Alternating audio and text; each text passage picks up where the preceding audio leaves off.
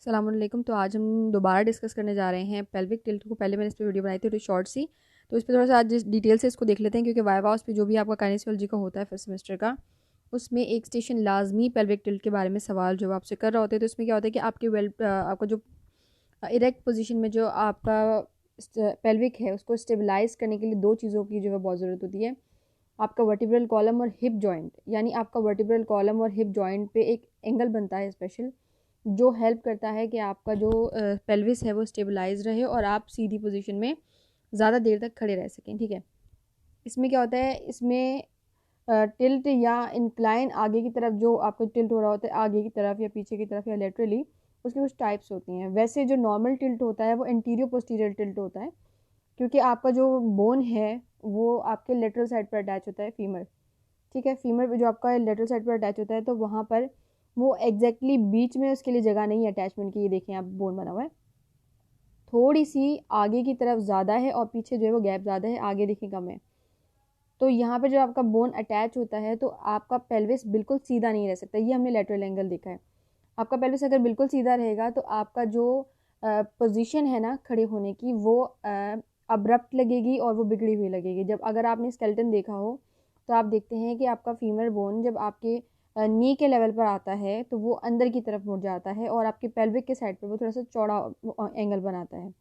तो anterior posterior pelvic tilt जो है वो नॉर्मल होता है। इसमें जो हमने लेटरली टाइप पढ़ी है जो रोटेटेड है वो उसको हम डिस्कस कर लेते हैं कि एंटीरियर पोस्टीरियर टिल्ट में क्या होता है कि जब आप इरेक्ट पोजीशन में खड़े होते हैं तो आप इस टिल्ट को मुख्तलिफ तरीक़ों से जो है वो मेजर कर सकते हैं। इसमें जो पहला तरीका वो ये है कि हम एक इमेजिनरी लाइन ड्रॉ करते हैं। यहाँ पर आपका हिप जॉइंट है, ये पोस्टीरियर सुपीरियर इलेक स्पाइन है, इस तरफ लेटरल साइड पे आप देख रहे हैं। तो ये आपका पीछे का हिस्सा है हिप्स का, ये आपका प्यूबिक सिम्फिसिस है, एंटीरियर एंगल है, और ये एंटीरियर सुपीरियर इलेक स्पाइन यहाँ पर बनी हुई है। तो ये आपके पेल्विस बोन का जो है वो आगे का हिस्सा है। अगर आपके पास पेल्विस बोन पड़ी हुई है या आपके कॉलेज में है तो वो अगर आप उसको साथ रख के अगर वीडियो के बारे में देखें तो आपको बहुत ईजीली समझ में आएगा कि जब हम किसी इंसान को एनाटमिकली नॉर्मल और इरेक्ट पोजीशन में खड़ा हुआ देखते हैं, जैसे आपकी और मेरी पोजीशन नहीं, हमारी पोजीशन भी डिस्टर्ब है ड्यू टू स्टडी और फ़ोन यूज़ करने की वजह से।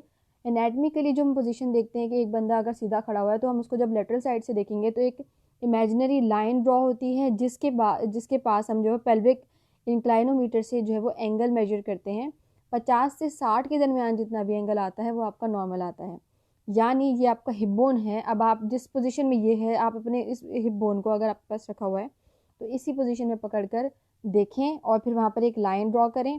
तो जब आप उसको उस बॉडी में स्केलेटन में फिक्स करेंगे तो आप देखेंगे कि ये बिल्कुल स्ट्रेट जा रहा है, ये बिल्कुल सीधा एंगल बन रहा है। और जहाँ इस लाइन को आप टेढ़ा करने की कोशिश करेंगे तो आपका जो स्केलेटन है उसकी पोजीशन जो है डिस्टर्ब हो जाएगी। तो यहाँ पर ये यही बात करें, यानी 50 से 60 के दरमियान जो एंगल होता है वो नॉर्मल होता है।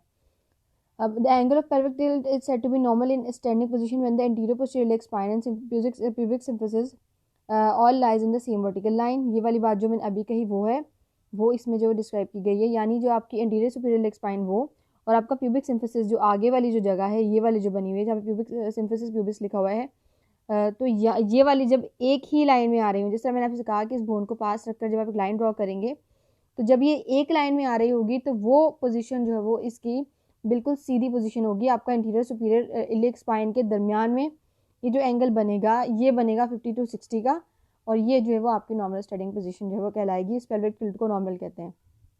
अगर सारा इंटीरियर की तरफ होगा, आप सोच रहे होंगे कि इंटीरियर पोस्टीरियर सुपीरियर जो है वो हम उसको पेल्विक टिल्ट क्यों इंटीरियर पोस्टीरियर पेल्विक टिल्ट क्यों कह रहे हैं, क्योंकि पोस्टीरियर और इंटीरियर के बिल्कुल बीच में नहीं बनता ये एंगल। पेल्विस बोन का पोस्टीरियर हिस्सा ज़्यादा पीछे की तरफ और हो जाता है, घूम जाता है, और जो आपका इंटीरियर सुपीरियर लेग स्पाइन है ये थोड़ा सा आगे की तरफ झुक जाता है। तो एक तरीके से आप ये देखेंगे तो ये हल्का सा घूम गया है, इसलिए इसको interior superior leg spine interior superior जो है वो इंटीरियर पोस्टीरियर जो है वो टिल्ट कहते हैं। आप इस बोन को जब पकड़ेंगे तो आपको लगेगा कि आपने सीधी पकड़ी हुई है, लेकिन जब आप एनाटमिकली उसको होल्ड करेंगे और इंशाल्लाह आप जो है वो उसकी स्पॉटिंग भी पढ़ेंगे तो आपको पता चलेगा कि इसको पकड़ने का जो तरीका है ना वो भी थोड़ा सा डिफरेंट है, क्योंकि प्लेसमेंट ऑफ फीमर का जो जॉइंट जहाँ पर बनेगा एसिटाबिलम में, उसकी पोजीशन थोड़ी सी डिफरेंट है इसके अंदर। अब यहाँ पे लिखा हुआ है कि the angle recorded by pelvic inclinometer of one of the arm which is placed over the symphysis and over one of the posterior superior leg spine in the region of 30 in the standing position will be pelvic when the pelvic tilt is normal। अब यहाँ पे इन्होंने 60 बनाया हुआ है यहाँ पे भी 60 बनाया हुआ, वहाँ 180 बनाया हुआ, ठीक है। इसको जब अभी मैंने इसको पोस्टीरियरली लिखा हुआ है ना पेल्विक इंक्लाइनोमीटर को, अब मैंने इसको पीछे की तरफ रखा हुआ है, तो यहाँ पर इसका एंगल 50 से 60 के दरमियान होगा, तो इट विल बी नॉर्मल। जब मैं इसको आगे की तरफ रखूंगी, क्योंकि पीछे देखें बहुत सारा बोन चला गया है और आगे इतना सा पेल्विक सिम्फिसिस के पास बहुत थोड़ा सा बोन है, तो जब मैं इसको आगे की तरफ रख के मेजर करूंगी तो आपके पास 30 डिग्री का एंगल आएगा, और वो भी इंटीरियरली देखा जाए तो नॉर्मल है। अब maintenance of normal angle anterior posterior tilt किस तरह से होती है कि जब आप स्टैंडिंग पोजीशन में खड़े हुए होते हैं, आपके हिप के जॉइंट के ऊपर कुछ मसल्स हैं, ठीक है, हिप एक्सटेंसर्स भी हैं और फ्लेक्सर्स भी हैं, और आपके एब्डोमिनल मसल्स भी हैं। जब आप सीधी पोजीशन में खड़े होने की कोशिश करते हैं, क्योंकि आपका जो पेल्विस बोन है, ये एक हिप बोन जो है वो पेल्विस बोन जो है वो एक इरेगुलर पोजीशन में है, तो इसको होल्ड करने के लिए आपके स्टमक से लेके आपके प्यूबिक सिम्फिसिस तक बहुत सारे मसल्स आ रहे होते हैं, एब्डोमिनल मसल्स, और बहुत सारे मसल्स आपके हिप पर भी लगे हुए हैं, जिनकी वजह से जो है वो रस्सी का काम करते हैं। जिस तरह किसी भी स्ट्रक्चर को होल्ड करने के लिए रस्सी इस्तेमाल होती है, वो उस रोप का काम करते हैं, और आपके बॉडी के जो वर्टिब्रल कॉलम के जितने भी बोन्स हैं और जो हिप के अंदर जितने भी बोन्स हैं, इलियम, इस्चियम, प्यूबिस और इसके साथ जितने बोन्स अटैच्ड हैं, उन सबको एक नॉर्मल पोजीशन में मेंटेन रखने की कोशिश करते हैं। तो ये जो पेल्विक टिल्ट का नॉर्मल एंगल है, ये स्टेबलाइज कौन लोग इसको कौन सी चीज़ें इसको स्टेबलाइज करती हैं? एक वर्टिब्रल कॉलम का एंगल, एक आपका खुद का हिप बोन, और तीसरे आपके जितने भी मसल्स आगे और पीछे हिप के प्रेजेंट होते हैं। कौन से muscles? Abdominal muscles, hip extensors. ये क्या करते हैं कि आपके इस एंगल को बढ़ने और कम होने से जब रोकते हैं। फिर ये एंगल ख़राब कैसे होता है? हमारे यहाँ सिस्टम ऐसा है ना कि हम स्कूल के बैग्स कंधे पर लेकर जा रहे होते हैं, जिसकी वजह से बॉडी अपना बैलेंस बरकरार रखने के लिए बॉडी को आगे की तरफ झुका देती है, तो हमारा पोस्टीरियर टिल्ट जो है वो ज़्यादा बढ़ जाता है। और नॉर्मली हमारी बॉडी जब हम सीधा सीधा चल रहे होते हैं, तो अभी भी जो है वो हमारी आदत बन गई है कि हम फ़ोन को देखते हुए चलते हैं, तो एक रीज़न ये है जिसकी वजह से टिल्ट बढ़ जाता है। तो हमारी अपनी डिफरेंट पोस्चरल एक्टिविटीज़ की वजह से ये पोस्चर ख़राब होता है, बट नेचुरली जो नेचर ने बनाई है, उसने मसल्स की अरेंजमेंट ऐसी की है कि हमारा टिल्ट जो है वो मेंटेन ही रहता है।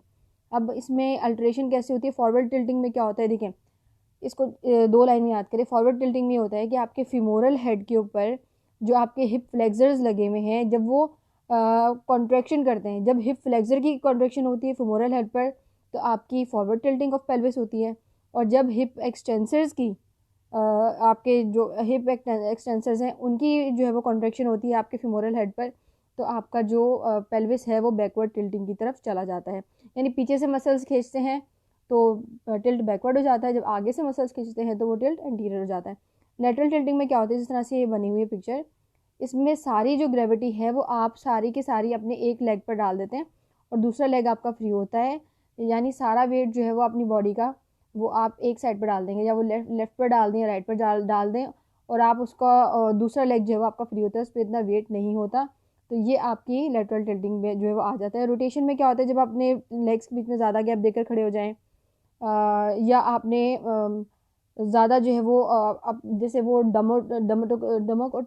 टोकोसीटा कुछ इस तरीके से कोई सॉन्ग था, डमोकोसीटा व्हाटएवर, तो उसमें हमने देखा था कि वो जो बंदा है जो डांस कर रहा होता है कार्टून ग्रीन वाला, वो अपने पेल्विस को इंटीरियरली पोस्टीरियरली घुमा रहा होता है, तो वो रोटेशन ऑफ पेल्विस कहलाती है। एंड ये नॉर्मल नहीं है ना, ये इतनी ज़्यादा होती है, बट ये एक एग्जांपल दी गई है कि ये सारी चीज़ें भी आपके पेल्विक टिल्ट में हो जाती हैं। तो बस ये चीज़ें थी, तो इसको देख लीजिएगा, और ये आपका जो है वो एंटीरियर पोस्टीरियर पेल्विक टिल्ट जो है वो कंप्लीट हो चुका है। Thank you so much.